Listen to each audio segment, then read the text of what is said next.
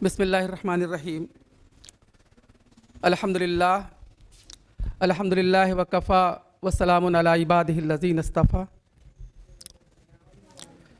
बिरादरान मोहतरम और इफ़्फ़त माप बहनों, मुझको एक उन्वान दिया गया है, असरी उलूम सीरत मुबारका की रोशनी में।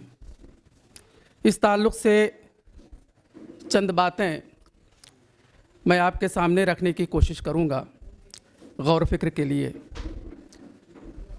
चूँकि हमें गुफ्तगू करनी है नबी करीम अलैहिस्सलातु वस्सलाम की सीरत की रोशनी में, इसलिए सबसे पहले इस बात का इदराक ज़रूरी है कि नबी करीम अलैहिस्सलातु वस्सलाम के बारे में हम अपने कंसेप्ट को वाज़ेह करें।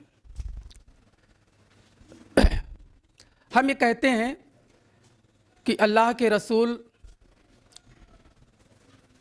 रसूल हैं, नबी हैं, आखिरी नबी हैं। लेकिन जब हम गुफ्तगू करते हैं आम तौर से, तो ये बात वाज़ेह रहनी चाहिए कि नबी करीम अलैहिस्सलातु वस्सलाम किसी आम महापुरुष की तरह आम महापुरुष नहीं है, और किसी आम फ़िलासफ़र या आइडियोलॉग की तरह कोई आम फ़िलासफ़र या आइडियोलॉग नहीं है। किसी आम रिवायती धर्म प्रचारक की तरह आपने किसी धर्म का ऐलान नहीं किया है, बल्कि आप अल्लाह के रसूल हैं। एक इंसान अपनी कोशिशों से इल्म हासिल करता है और एक साइंटिस्ट बन सकता है, आइडियोलॉग बन सकता है, महापुरुष बन सकता है, वो दिखा सकता है कि उसने बहुत ही अच्छे अच्छे काम किए हैं। लेकिन कोई भी इंसान अपनी कोशिशों के ज़रिए नबी नहीं बन सकता। ये सिर्फ अल्लाह का इंतखाब होता है। अल्लाह जिसको चाहता है उसको नबी बनाता है। अपनी मादी कोशिशों से कोई भी इंसान अगर ये चाहे कि वो नबूवत का दर्जा हासिल कर लेगा तो ये मुमकिन नहीं है। इसके साथ साथ ये बात भी वाज़ेह रहनी चाहिए कि अल्लाह के रसूल सल्लल्लाहु अलैहि वसल्लम सिर्फ नबी ही नहीं हैं, बल्कि ख़ातमन नबीयीन हैं, आखिरी नबी हैं। आपके बाद कोई नबी आने वाला नहीं है। यहाँ के एक बहुत बड़े दानिश्वर, उन्होंने इस्लाम पर एतराज़ करते हुए कहा कि ये भी क्या जबर है कि अपने धर्म के बाद किसी और धर्म वाले की इजाज़त नहीं है। दर हकीकत उन्होंने समझा ही नहीं। धर्म कोई कुछ भी चलाए, फ़लसफ़ा कोई कुछ भी दे, इस पर कोई जबर नहीं है। जबर ये है कि अल्लाह की तरफ से नुमाइंदा, अल्लाह की तरफ से नामज़द करता जो नबी आते थे, अब उनके बाद अल्लाह सुब्हानहू तआला ने नबूवत के सिलसिले को मुनक़ता कर दिया है। ये अल्लाह का फ़ैसला है। तो जो अल्लाह की तरफ से आएगा ये मुनक़ता हुआ है। अब अगर कोई अपने मिजाज के मुताबिक, अपने इल्म और दानिश के मुताबिक कोई फ़लसफ़ा देना चाहता है, कोई धर्म बनाना चाहता है, ये उसकी मर्ज़ी है, उस पर रोक टोक नहीं है। बल्कि अल्लाह सुब्हानहू तआला का ऐलान ये है कि मोहम्मद सल्लल्लाहु अलैहि वसल्लम आखिरी नबी हैं। अब अल्लाह ताला किसी को नबी बना करके नहीं भेजेगा। इसके साथ साथ एक और चीज़ नबी करीम अलैहिस्सलातु वस्सलाम ने हमें बताई है कि हर ज़माने में, हर इलाक़े में अल्लाह सुब्हानहू तआला ने अपने नुमाइंदों को, अपने नबियों और रसूलों को भेजा है, और वो एक ही पैगाम, एक ही इल्म, एक ही दीन लेकर के आए। तो जो लेकर के आए वो इस्लाम था।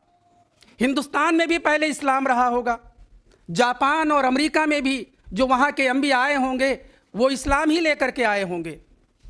तो जो इल्म लेकर के आए होंगे और उसके ज़रिए से जो इल्म की तरवीज और इशाअत उन बुनियादों पर जिन लोगों ने की, वो इस्लामी उलूम ही कहलाएंगे, अगर वो उसूली तौर पर इस्लाम की बुनियादों पर उस्तवार हुए हों।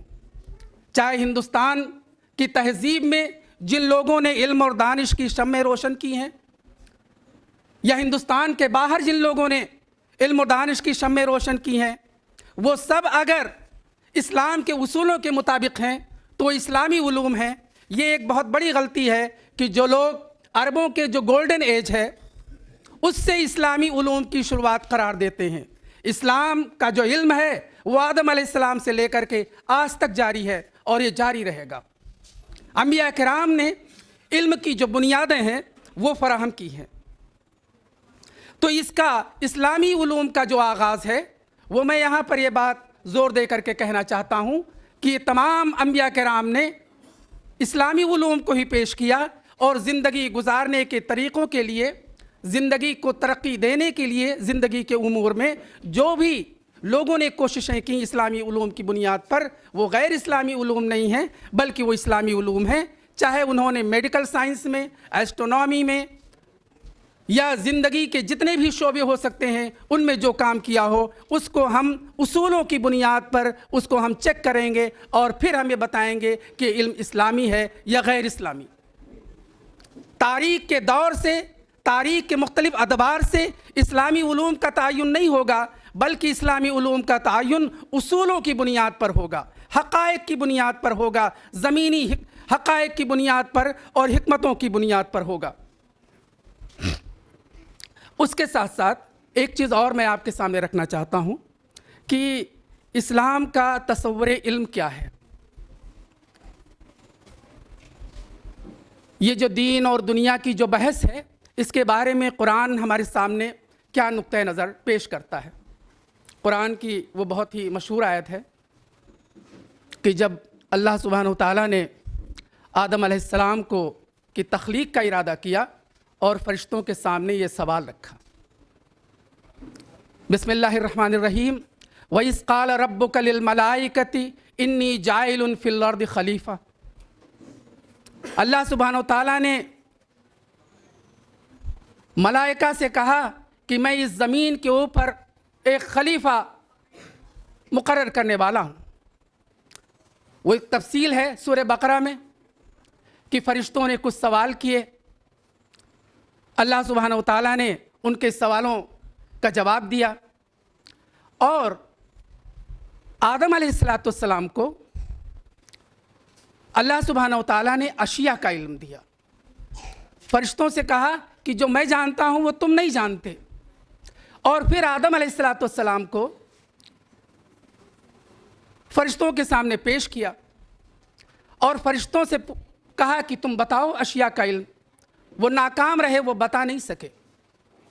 लेकिन चूँकि आदम अलैहिस्सलाम को ये इल्म अल्लाह सुब्हानहू तआला ने दिया था तो आदम अलैहिस्सलाम ने अशिया का इल्म जो उनको दिया गया था वो बताया।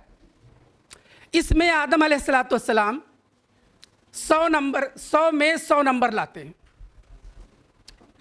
यानी ज़मीन पर अल्लाह की खिलाफत कायम करने के लिए, ज़मीन पर अल्लाह की मर्ज़ी को कायम करने के लिए जिस हस्ती को अल्लाह सुब्हानहू तआला ने ज़मीन पर भेजने का फ़ैसला किया उसका पहला इम्तिहान इल्म का इम्तिहान हुआ और इस इल्म के इम्तिहान में वो पूरे के पूरे तौर पर कामयाब हुए। इसके बाद एक दूसरा इम्तिहान हुआ आदम अलैहिस्सलाम का।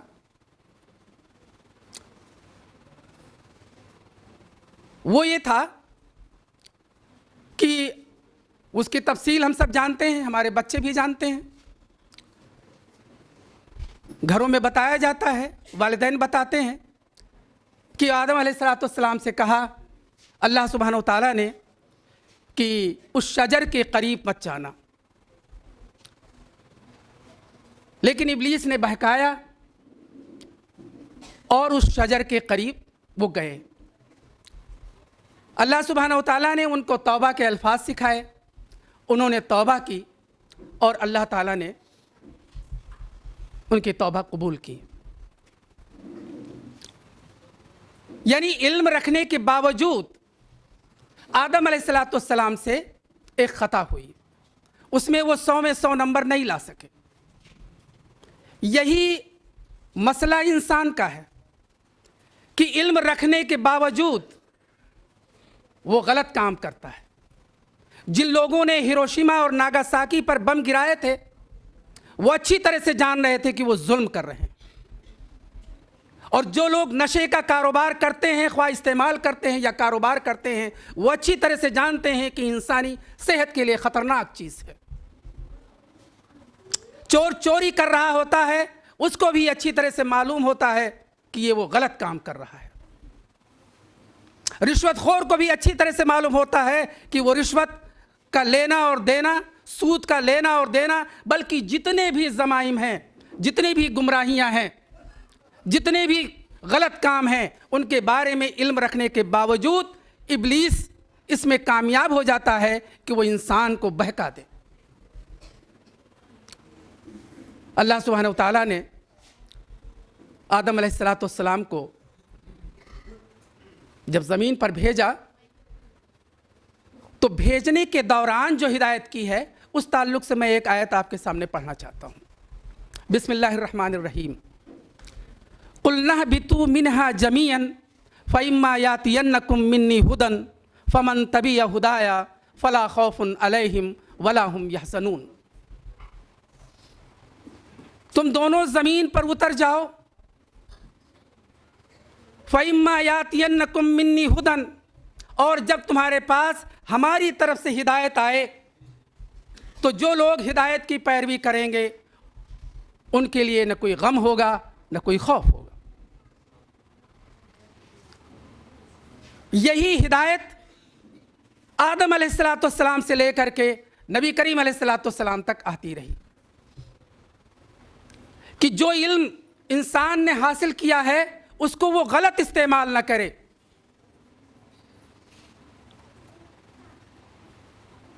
वो बम बनाता है लेकिन उसके बम बना करके वो जुल्म न करे। वो तलवार बनाता है लेकिन तलवार उसकी इंसाफ के लिए उठनी चाहिए, उसके ज़रिए से जुल्म नहीं होना चाहिए। तो ये हिदायत रब्बानी का एक सिलसिला अल्लाह सुब्हानहू व तआला ने जारी किया और ये क़यामत तक जारी रहेगा कि जो लोग इस हिदायत रब्बानी की पैरवी करेंगे उनके लिए न कोई खौफ होगा न कोई गम होगा। इल्म हासिल करने को इस्लाम उसके लिए इनकरेज करता है। इल्म हासिल करें, अशिया का इल्म हासिल करें, लेकिन उनका गलत इस्तेमाल न करें। तो जो लोग दीन और दुनिया की में फ़र्क करते हैं उसके उलूम में, उसके तनाजुर में इस्लाम एक मुख्तलिफ तनाजुर देता है कि इस कायनात में गौर करो, कायनात में जो मुख्तलिफ अशिया हैं उनकी हकीकतों को जानो, लेकिन उनका गलत इस्तेमाल मत करो। उनका इस्तेमाल अदल और इंसाफ के साथ होना चाहिए। उनके साथ हमारा रवैया और हमारा ताल्लुक़ अदल और इंसाफ पर मबनी होना चाहिए। तो ये इल्म के दोनों पहलू हैं। एक पहलू ये है कि कायनात में गौर करो, कायनात को जानो, साइंस और टेक्नोलॉजी में आगे बढ़ो, इंसानी ज़िंदगी को आसान बनाओ, लेकिन इन उलूम का इस्तेमाल गलत तरीक़े से नहीं होना चाहिए। उसके सही इस्तेमाल के लिए अल्लाह सुब्हानहू व तआला ने अंबिया के ज़रिए इंसानों तक हिदायत पहुँचाने का इंतज़ाम फरमाया है। जो लोग इस हिदायत के मुताबिक ज़िंदगी गुजारेंगे उनके लिए न कोई खौफ होगा न कोई गम होगा। एक होलिस्टिक कंसेप्ट, एक जामे तसव्वुर इल्म का इस्लाम देता है जिसमें दीन और दुनिया की कोई तफरीक नहीं है। इसके साथ साथ एक चीज़ और है जिसकी तरफ मैं आगे बढ़ने से पहले आपको तवज्जो दिलाना चाहता हूँ। सूरह बकरा की इब्तदाई आयत, बिस्मिल्लाहिर्रहमानिर्रहीम। अलिफ लाम मीम ज़ालिकल किताबु ला रैब फ़ीह हुदल लिल मुत्तक़ीन अल्लज़ीना युमिनून बिल गैब। वो लोग जो गैब पर ईमान लाते हैं। ये गैब के बारे में बाज़ मुफस्सिरीन ने बहुत ही अहम बातें लिखी। ख़ास तौर से वो नाम निहाद साइंसदान और वो लोग जो कहते हैं कि जो हमारे तजर्बे में ना आए उसका इनकार कर दिया जाए। लेकिन अल्लाह ताला कह रहा है कि ये कायनात बहुत ही वसी है, तुम अपनी तजर्बागाह में इसका इदराक नहीं कर सकते। ये इस कदर वसी है कि तुम्हारी तमाम जो कुव्वतें हैं वो नाकाम हैं उसका इहाता करने में। ये गैब का जो कंसेप्ट है बाज़ मुफस्सिरीन के नज़दीक उलूम के लिए इम्कानात पैदा करता है कि जब इंसान के अंदर ये ख्याल पैदा होता है कि बहुत सी चीज़ें हैं जिनको वो जानता है, बहुत सी चीज़ें हैं जिनके बारे में वो नहीं जानता, उसको जो हासिल इल्म है वो इल्म उन तमाम अशिया का इहाता, कायनात के उन छुपे हुए राज का इहाता करने से कासिर है, तो कोशिश करता है कि नहीं, उनको जानना चाहिए।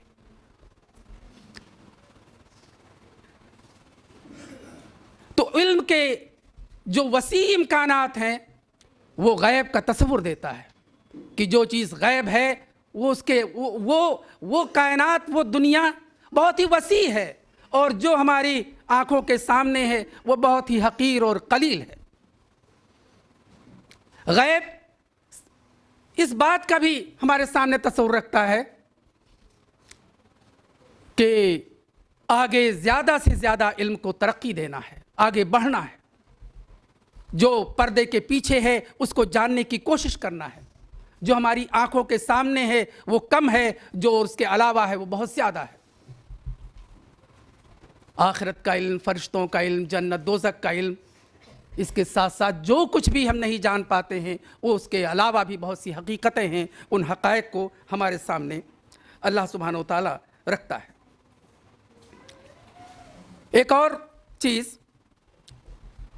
कि जो इस्लाम का तसव्वुर इल्म है वो गौर व फिक्र से रोकता नहीं है, इल्म हासिल करने से रोकता नहीं है, बल्कि जब अशिया के इल्म को वो हकीकी बुनियादें फराहम करता है तो इस कायनात में जितनी भी चीज़ें हैं उनके ताल्लुक़ से हमारा क्या रवैया, क्या ताल्लुक़ होना चाहिए वो उस्तवार होता है, गौर फिक्र की दावत देता है। और गौर फिक्र की इस कदर दावत कि जब वो इस कायनात में किसी हकीकत को पा लेता है, वो गौर करता है, तो उसके पीछे जो खालिक है वहाँ तक वो पहुँचने की कोशिश करता है कि कौन है जिसने इस मुनज़्ज़म कायनात को बनाया है। ये गौर फिक्र के बाद ही उसकी ज़ुबान से निकलता है बिस्मिल्लाहिर्रहमानिर्रहीम, रब्बना मा खलक़्ता हाज़ा बातिला सुब्हानका फ़क़िना अज़ाबन्नार। बेतहाशा उसकी ज़ुबान से निकलता है, फितरी तौर पर उसकी ज़ुबान से निकलता है कि ये कायनात अबस नहीं बनाई गई है बल्कि ये बामकसद है, इसके पीछे बेशुमार हकीकतें हैं। इसके साथ साथ कुरान की मुतअद्दिद आयात हैं जो इंसान को गौर फिक्र के लिए आमादा करती हैं। गौर फिक्र इल्म के हासिल करने का पहला जीना है। कायनात में गौर कीजिए, इंसान अपने आप में गौर करे, इंसान जो के आस पास जो कुछ है उस पर गौर करे। सूरह रहमान की जो आयतें आपने पढ़ी उसमें कायनात की मुख्तलिफ चीज़ों पर गौर करने की दावत दी गई। वस्समा रफ़ाहा ववदल मीज़ान, वो मीज़ान पर गौर करता है इंसान कि किस तरह से ये जितने भी सैयारे हैं इनके दरमियान किस कदर मीज़ान कायम कर रखा है कि ज़रा सा भी अगर उनमें कमी बेशी हो जाए तो खुद ज़मीन पर भी इंसानी ज़िंदगी मुमकिन न रहे। जो वज़न कायम किया है, जो दूरी कायम की है, ये एक यूं ही नहीं कायम की है। तो जब इंसान इन हकीकतों पर गौर करता है तो बेतहाशा उसकी ज़ुबान से निकलना चाहिए कि रब्बना मा खलक़्ता हाज़ा बातिला सुब्हानका फ़क़िना अज़ाबन्नार, निकलना चाहिए। और ये तभी ईमान की गहराइयों से तभी निकल सकता है जबकि वो कायनात पर गौर करे। मुझे याद नहीं आ रहा है, मैंने किसी साइंटिस्ट का एक स्टेटमेंट पढ़ा था कि जब वो तहकीक करते हुए, वो एक जो इसका अल्लाह पर ईमान नहीं है, तहकीक करते हुए जब वो किसी हकीकत पर वो पहुंचा तो अचानक उसकी जुबान से निकला वो गॉड। ये यूं ही नहीं कहा गया है कि जो इल्म वाले हैं वो अल्लाह से ज़्यादा डरते हैं, लेकिन इल्म के लिए गौर फिक्र ज़रूरी है। वो नकली इल्म ना हो बल्कि गौर फिक्र वाला इल्म हो, उस पर गौर करने की ज़रूरत है।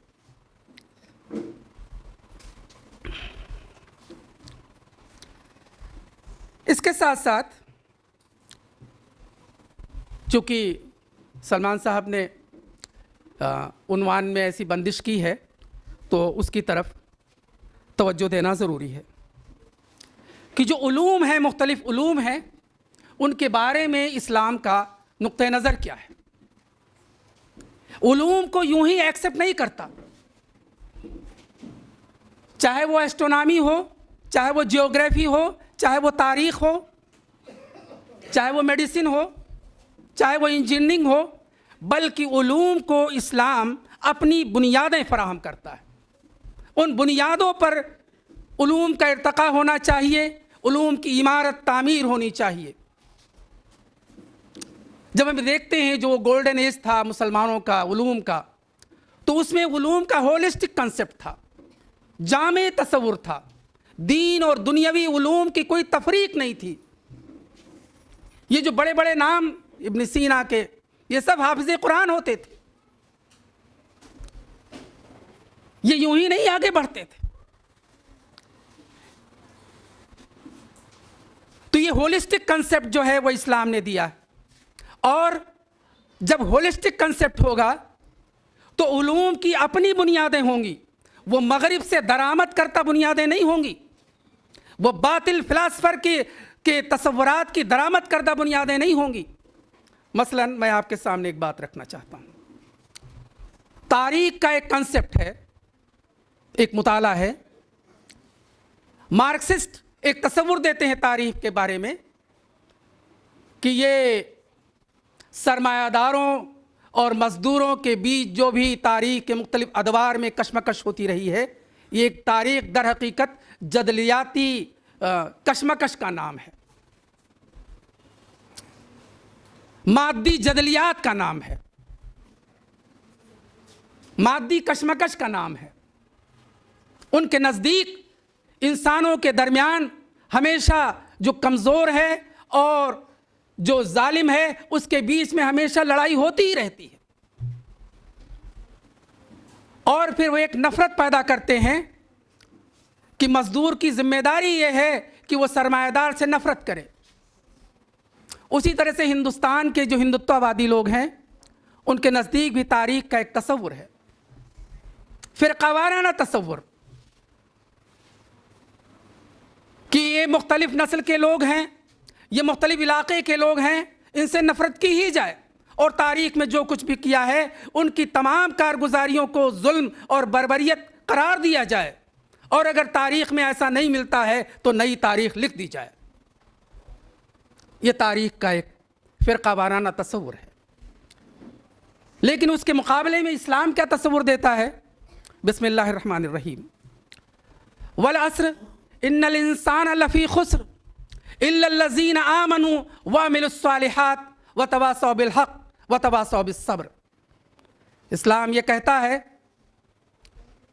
कि तारीख़ में जो हक़ पर हैं, ख्वाह उनका रंग, उनकी नस्ल, उनका इलाका कुछ भी हो, उनकी ज़ात और बिरादरी कुछ भी हो, अगर वो हक़ पर हैं तो अल्लाह के नज़दीक वो मुकर्रम हैं, वो इज़्ज़त वाले हैं, और अगर वो बातिल पर हैं तो ख्वाह उनके नाम मुसलमानों जैसे हों, लेकिन अगर उन्होंने जुल्म किया है तो वो जालिम करार दिए जाएंगे। हक़ और बातिल की कशमकश का नाम तारीख़ है। जिन्होंने तारीख़ के मुख्तलिफ़ अदवार में जुल्म किया है उनके बज़ाहिर नाम जैसे भी हों वो अल्लाह की नज़र में मग़ज़ूब हैं, और जिन्होंने तारीख़ के मुख्तलिफ़ अदवार में हक़ के अलम को बुलंद रखा है उनके नाम कुछ भी हों, लेकिन वो अल्लाह के नज़दीक मुकर्रम और इज़्ज़त वाले। कोई नफ़रत का तसव्वुर नहीं है, इसी तरह से एस्ट्रोलॉजी और एस्ट्रोनॉमी का एक कंसेप्ट है। कुरान में बेशुमार आयतें हैं जिसमें अल्लाह सुब्हानहू तआला ने कायनात पर, सैयारों पर, चांद और सूरज और सितारों पर गौर फिक्र करने के लिए कहा है। वस्समा रफ़अहा व वदअल मीज़ान वश्शम्स वल क़मर बिहुस्बान। तो जब वो इंसान इस आयत पर पहुंचता है तो कहता है कि आखिर वो कौन सा हिसाब है, वो कौन सा तवाज़ुन है। इल्म की वो शुरुआत करता है, वो माह साल का तयन करता है, लेकिन ये तरक्की करते करते और आगे जब बढ़ती है तो वो इंसान सूरज की शुआओं को भी गिरफ्तार कर लेता है। इसके पीछे अल्लाह ने जो कहा है इंसान को कि गौर फिक्र करो, वो गौर फिक्र ही उसको मुतवज्जा करता है। लोग क्या करते थे कि इन सैयारों को खुदा बना रखा था, चांद और सूरज को खुदा बना रखा था, मुख्तलिफ सितारों की पूजा करते थे। अल्लाह ने कहा कि नहीं, ये सब अल्लाह के बंदे हैं, ये सब अल्लाह के मखलूक हैं, ये सब अल्लाह की इबादत कर रहे हैं। इनकी हकीकत ये है कि इनको एक काम के लिए अल्लाह सुब्हानहू तआला ने मुकर्रर कर रखा है और ये अपने काम के दायरे में अपना काम कर रहे हैं। जो इंसान पहाड़ को देख करके सर्वसुजूद हो जाए, वो कभी उस पर चढ़ने की कोशिश नहीं करेगा। जो इंसान सूरज को देख करके नतमस्तक हो जाए, वो कभी सूरज की शुआओं को गिरफ्तार नहीं करेगा। जो इंसान धरती को माता मान ले, वो धरती में छुपे हुए इल्म के खजानों को तलाश करने की कोशिश नहीं करेगा। इसीलिए एस्ट्रोलॉजी को नबी करीम अलैहिस्सलाम ने मना फरमाया और कुरान ने और नबी करीम अलैहिस्सलाम के अहकाम की रोशनी में एस्ट्रोनॉमी को हासिल करने के लिए, एस्ट्रोनॉमी के उलूम को हासिल करने के लिए तरगीब दी। अल्लाह सुब्हानहू तआला ने एक तस्वुर इंसान दिया है, वो बिल्कुल मुख्तलिफ है, बिल्कुल निराला है। लोग इंसानों में बाहम तकसीम करते हैं, रंग और नस्ल की बुनियाद पर, इलाके की बुनियाद पर, ज़ुबान की बुनियाद पर, बिरादरी की बुनियाद पर। आज का तरक्की याफ्ता इंसान भी इस नफरत के कारोबार में मुब्तला है। एक नेशन के शहरियों की जिम्मेदारी है कि मुख्तलिफ नेशन के शहरियों से वो नफरत करे, उनको दुश्मन माने। ये तरक्की याफ्ता इंसान इस कदर नफरत में मुब्तला है, जिसका दावा है कि उसने साइंस में और टेक्नोलॉजी में तरक्की की मेराज हासिल कर ली है। लेकिन आज अगर आप देखेंगे कि सरहदों पर कितने लोग मारे जा रहे हैं, नफरतों का कारोबार करने वाले ये बहुत बड़े बड़े साइंसदां हैं, लेकिन वो हिदायत याफ्ता नहीं है, इसलिए लोगों पर जुल्म कर रहे हैं। तो तसव्वुर इंसान जो दिया इस्लाम ने, उस पर गौर कर लीजिए। बिस्मिल्लाहिर्रहमानिर्रहीम। या अय्युहन्नास इन्ना खलकनाकुम मिन ज़करिन व उन्सा व जअलनाकुम शुऊबन व क़बाइला लिताअरफू इन्ना अक्रमकुम इंदल्लाहि अत्क़ाकुम। ऐ लोगो, अल्लाह ताला ने फरमाया, ऐ लोगो, तमाम इंसानों को खिताब किया, सिर्फ अरबों को नहीं, तमाम इंसानों को। तमाम इंसान बैक वक्त अल्लाह सुब्हानहू तआला के मखातिब हैं इस वक्त, कि तुम सिर्फ एक आदम और हव्वा की औलाद हो और तुम्हारे दरमियान जो ये ज़ाहिरी इम्तियाज़ पाया जाता है ये सिर्फ पहचान के लिए है, लेकिन अल्लाह की नज़र में इज़्ज़त वाला वही है जो नेक काम करे, जो अल्लाह का तक़वा अख्तियार करे। वरना ये तुम्हारे रंग और नस्ल और इलाके और ज़ुबान और नेशनलिज़म, कबाइलिज़म, कैपिटलिज्म, कम्युनिज्म, सोशलिज्म, इसकी कोई अहमियत नहीं है जिन बुनियादों पर तुम इंसानों को तफरीक करते हो। काले और गोरे की बुनियाद पर, नेग्रोज की बुनियाद पर, छूत और अछूत की बुनियाद पर, अरब और अजम की बुनियाद पर, मुख्तलिफ बिरादरियों की बुनियाद पर जो तुम ये करते हो, ये गलत। तो इस बुनियाद पर जो भी उलूम उस्तवार किए जाएंगे वो बातिल करार पाएंगे, और जो इस बुनियाद पर कि सब आदम और हव्वा के औलाद हैं वो हक करार दिए जाएंगे। और इन्हीं बुनियादों पर उलूम की इमारत मुरत्तिब होनी चाहिए।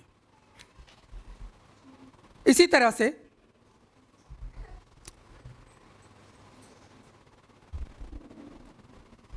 जब इंसान अल्लाह के रसूल सल्लल्लाहु अलैहि वसल्लम के दामन में आता है तो जितने भी आइडियाज़ और फ़लसफ़े हैं और अल्लाह के रसूल सल्लल्लाहु अलैहि वसल्लम ने जो तरीक़े ज़िंदगी दिया है उनमें फ़र्क थोड़ा सा जहन में वाज़ेह करने की ज़रूरत है। जितने भी आइडियाज़ और फ़लसफ़े हैं वो ज़िंदगी के किसी एक पहलू पर बात करते हैं। कैपिटलिस्ट है तो कैपिटलिज्म की बात करेगा, कम्युनिस्ट है तो मजदूरों की बात करेगा, नेशनलिस्ट है तो अपने नेशन की बात करेगा, ऊंच नीच छूछात पर अगर वो यकीन रखता है तो अपनी बिरादरी की बात करेगा।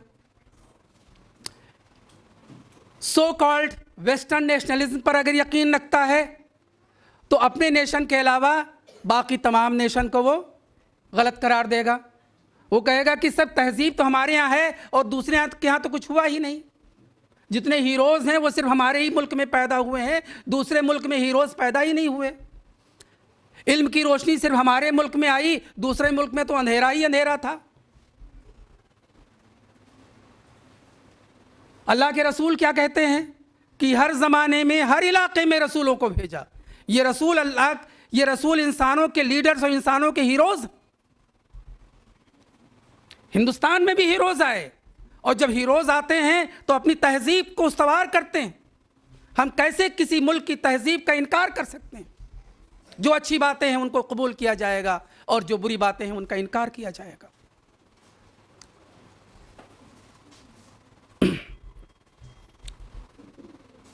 तो ये जो फ़र्क है, लेकिन नबी करीम अलैहिस्सलाम की जो तालीम है वो ज़िंदगी के तमाम पहलुओं का इहाता करती है।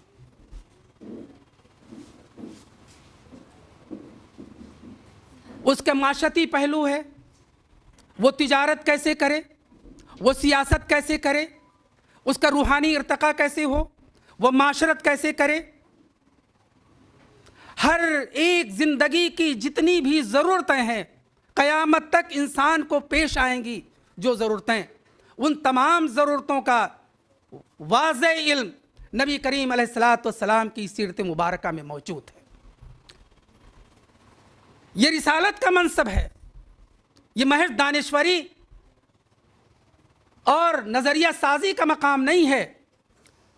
और रसूल इसीलिए आता है बिस्मिल्लाहिर्रहमानिर्रहीम यतलू अलैहिम आयातिही व युज़क्कीहिम व युअल्लिमुहुमुल किताब वल हिकमा। वो आयात की तिलावत करता है, लोगों का तज़किया करता है, इल्म और हिकमत की, किताब और हिकमत की तालीम देता है। पूरी ज़िंदगी का इहाता है, कोई भी पहलू खाली नहीं है। कोरोना का वाक़या आया, उस वक्त हमारी जिम्मेदारी थी कि जब कोरोना की शिनाख्त हुई और उसके बाद 6 महीनों तक तकरीबन कोई एहतियाती तदाबीर मुख्तलिफ ममालिक ने, मुख्तलिफ नेशंस ने कुछ भी नहीं की, क्योंकि उनके पास कुछ था ही नहीं। और जब वो एक बड़ी पैंडेमिक में तब्दील हो गई तो फिर ऐसे इक़दामात किए कि जिससे अवाम को और ज़्यादा परेशानियां हुई। तो हमारे पास जो इल्म है उस इल्म को पहुंचाने की जिम्मेदारी भी है। ये नबी करीम अलैहिस्सलाम ने ही तो कहा था कि अगर कहीं पर कोई वबा फैल जाए तो वहां से ना निकलो और वहां पर जाओ ही ना। लेकिन 6 महीने तक पूरी दुनिया के लोग एक दूसरे मकाम तक जाते रहे, पहुंचते रहे और उस वबा को फैला दिया। ये हमारी जिम्मेदारी थी कि हम दुनिया के लोगों को बताते कि ये रुकना चाहिए, जो काम तुमने 6 महीने के बाद किया है वो पहले ही रुक जाना चाहिए। ये अल्लाह के रसूल सल्लल्लाहु अलैहि वसल्लम की तालीम की रोशनी में हमारी जिम्मेदारी थी कि हमें पैगाम लोगों तक पहुंचाते। लेकिन अलविया यह है कि उस मौके से हमारा जो रवैया था वो सुन्नत के मुताबिक नहीं था। नबी करीम अलैहिस्सलाम ने जो तिहारत के और सफाई के जो उसूल हमें बताए हैं, हमारी जिम्मेदारी थी कि हम उसको और ज़्यादा अच्छे अंदाज में लोगों के सामने पेश करते। करोड़ों रुपए खर्च कर दिए लोगों ने सिर्फ ये बताने में कि हाथ धो, अगर हाथ नहीं धोएंगे तो ज़िंदगी से हाथ धो बैठेंगे। मुख्तलिफ मुल्कों ने अवाम का पैसा इस इश्तहार में करोड़ों रुपए, अरबों रुपए खर्च किए हाथ धोने के लिए। लेकिन नबी करीम अलैहिस्सलाम ने तिहारत, जिस्मानी पाकीज़गी की कितनी तालीम दी है। आपने सिर्फ हाथ धोने को बताया, जो जिस उम्मत के लोगों को बताया गया हो कि दिन में 5 बार वज़ू करें, उसके अलावा खाने पीने के मौके से वज़ू करें। अगर आप नबी करीम अलैहिस्सलाम के बताए हुए तरीके के मुताबिक ज़िंदगी गुजार रहे हैं रोज़मर्रा के मामूल, तो हर 2 घंटे के बाद इंसान हाथ ही नहीं धोता, बल्कि इन्फेक्शन के जितने भी ज़ाहिरी आज़ा हैं उनको धोता है। वो गरारा करता है, नाक में पानी डालता है, बालों का मसा करता है, हाथ धोता है, पैर धोता है। जहाँ से भी जरासीम, वायरस या बैक्टीरिया आकर के अटैक कर सकते हैं, उनको धोने की तालीम नबी करीम अलैहिस्सलाम ने और अच्छे अंदाज में बताई है और ही ज़्यादा साइंटिफिक है। सफाई का जो मकाम अल्लाह के रसूल ने दिया है वो मकाम आना चाहिए और उस मकाम की उस पहलू की तालीम और तलकीन और तबलीग लोगों तक होनी चाहिए। लोग ये समझे कि क्या तालीम दी जा रही है, अल्लाह के रसूल ने तालीम दी है। उनके पास कुछ नहीं था, बड़ी मुश्किल से वो निकाल के लाए कि बस सोशल डिस्टेंसिंग की जाए और हाथ धोया जाए तो खुद हम इससे बच सकते हैं। बल्कि उससे ज़्यादा बैलेंस्ड इल्म हमारे पास था। हमारी जिम्मेदारी थी कि हम उस पर अमल करते और लोगों तक बताते कि आप इस तरह से अमल कर सकते हैं कि वायरस का जो कोरोना का जो वायरस है सबसे पहले नाक के ज़रिए पहुंचता है। नाक को जब वज़ू करता है इंसान तो नाक में पानी डालता है और अच्छी तरह से धोता है।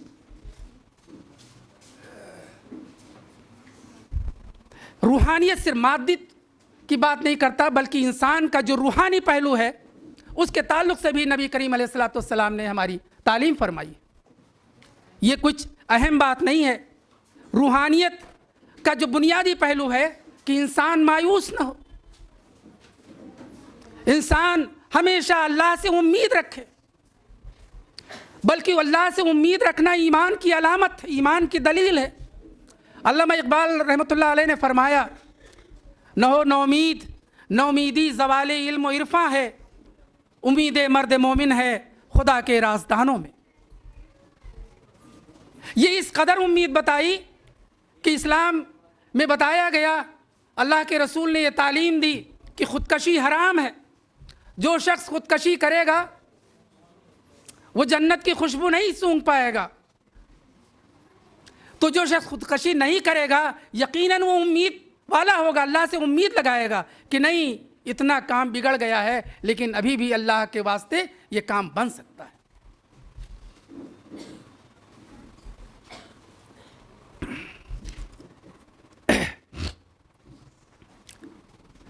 एक और सवाल, कुछ वक्त है? अच्छा, एक और सवाल जो हमारे सामने पेश किया जाता है वो ये है कि जब इल्म के हुसूल की इस कदर तबलीग की गई है इस्लाम में, इस कदर मजबूत बुनियादें फराहम की गई हैं, तो इस्लाम इल्म के मामले में पीछे क्यों है और इल्म की कोई रमक, कोई रोशनी मुस्लिम माशरे में दिखाई क्यों नहीं देती?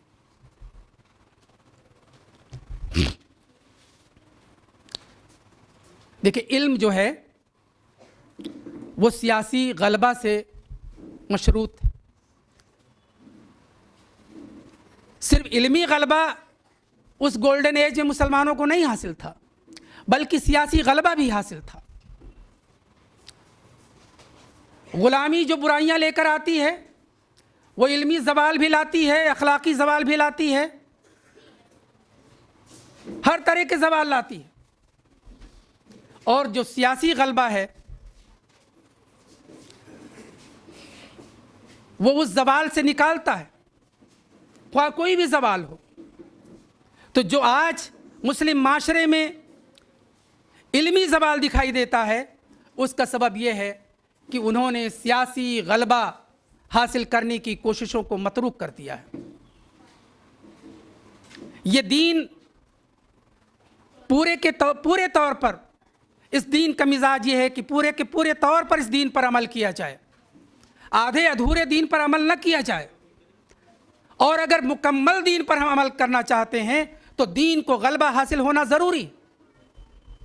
आज यूपी में मना कर दिया गया कि नहीं, आप आम जगहों पर नमाज नहीं पढ़ सकते, और आम जगहों के अलावा अब ख़ास जगहों पर भी रोकने की कोशिश की जाती है।